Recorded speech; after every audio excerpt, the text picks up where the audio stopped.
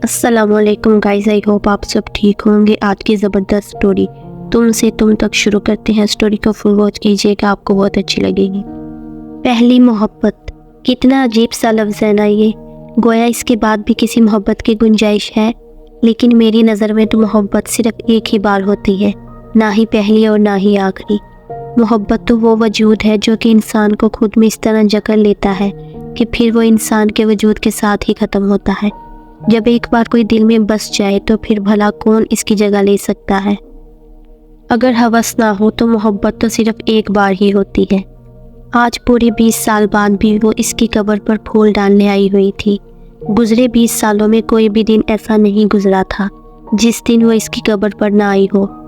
दूर बैठा एक गोरकन जो कब्रें बनाते और मुर्दों को दफन करते हैं, जिसकी उम्र तकरीबन 70-80 साल के करीब थी। वो मुसलसल 20 साल से इसको देख रहा था और इन 20 सालों में वो सिर्फ इसके नाम से ही वाकिफ हो सका था। आखिर वो कौन थी जो 20 सालों का गम लिए फिर रही थी, और जो इस कब्र में सो रहा था वो कौन था जिसका गम ख़त्म होने का नाम ही नहीं ले रहा था। इस तरह के कई सवाल इसके जहन में आते थे। आखिरकार इसने इन सवालों का जवाब हासिल करने का फैसला कर ही लिया था। वो बहुत देर खामोशी से कब्र पर लिखे इस नाम को नम आंखों से देखती रहती थी, तो कभी कब्र पर हाथ फेरते फेरते कब्र पर सर रख के बिल्कुल एक जिंदा लाश की मानिंद लगती थी। वो अभी भी इस पर हाथ फेर रही थी जब इसे पीछे से अपना नाम सुनाई दिया, शफक बेबी। ज़ईफ सी आवाज़ इसके कानों में पड़ी तो इसने मुड़कर देखा। जी नासिर चाचा, इसकी आवाज़ में अजीब सी उदासी थी।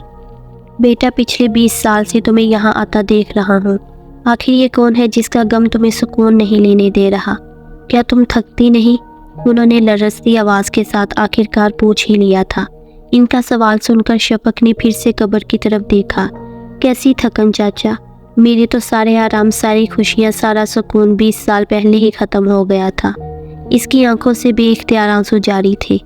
ये शख्स जो इस मिट्टी तले सो रहा है, मेरा तो सारा सुकून इसके साथ दफन हो गया है चाचा।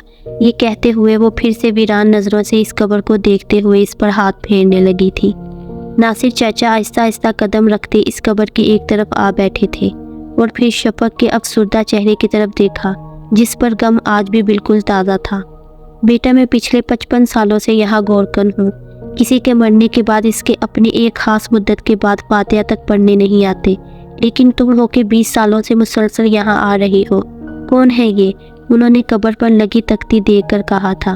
फिर जब उन्होंने इस तख्ती पर लगी उम्र देखी तो दोबारा बोले, लगती तो किसी जवान की कब्र है।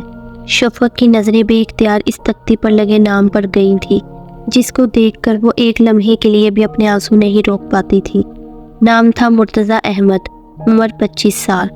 फिर शफक ने नासिर चाचा की जानिब देखा। ये शख्स मेरा दोस्त, मेरा कज़न, मेरी मोहब्बत और सबसे अहम मेरा शोहर था। नम आंखों से कहती वो कब्र का सहारा लेकर बमुश्किल उठी थी। कितने साल हुए थे तुम्हारी शादी को बेटा? शफक ने अफसुर्दा आंखों से नासिर चाचा की जानिब देखा। सिर्फ 2 महीने चाचा, सिर्फ 2 महीने, बस इतना ही साथ था हमारा। ये कहते हुए इसकी आंखों से आंसू जारी थे और वो फिर जाने के लिए मुड़ गई। इसकी बात सुनकर नासिर चाचा शदीद हैरान हुए थे। बेटा, इतनी जवानी में बेवा हुई थी तो उन्हें दूसरी शादी क्यों नहीं की? शफक के जाते जाते कदम रुके थे। नहीं चाचा, और किसी से मोहब्बत ही नहीं हुई, इसने बगैर पीछे मुड़े कहा था और कल दोबारा वापस आने के लिए वहाँ से चली गई थी। जबकि इसके जाने के बाद नासिर चाचा दोबारा इस कब्र को देखने लगे थे जिस पर गुलाब के फूल निछावर हुए थे। सो जी गाइस, ये थी आज की स्टोरी। हमें कमेंट बॉक्स में ज़रूर बताइएगा कि आपको कैसी लगी। अगर अच्छी लगी हो तो वीडियो को एक लाइक ज़रूर कीजिएगा। चैनल को सब्सक्राइब करना मत भूलिएगा। मिलते हैं हम आपसे अपनी नेक्स्ट वीडियो में एक ज़बरदस्त स्टोरी के साथ। तब तक के लिए अल्लाह हाफिज़।